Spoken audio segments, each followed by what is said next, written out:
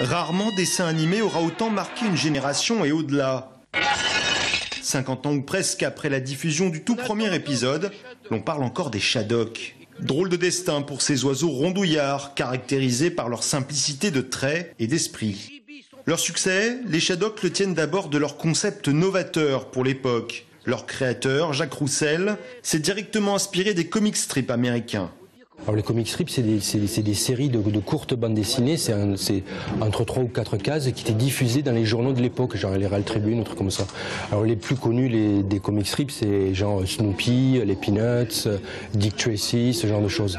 Et en fait, son concept, quand il a fait les Shadocks, c'était d'adapter des comic strips à la télévision.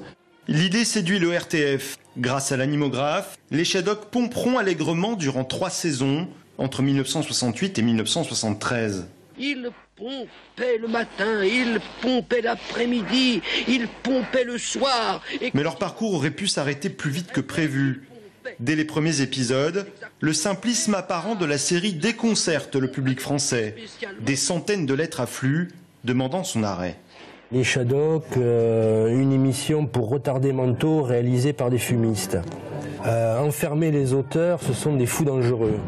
Ça a vraiment coupé la France en deux, les modernes contre les classiques. Une confrontation qui donnera même lieu à une émission spéciale animée par Jean-Yann. Les Français écrivent aux Shadocks. Moi je vous dis que c'est faire pour les arriérés. Oui, mais c'est très spirituel. C'est d'une inertie. Par la suite, le phénomène traversera les frontières de la France et fera l'objet en 2000 d'une 4e saison.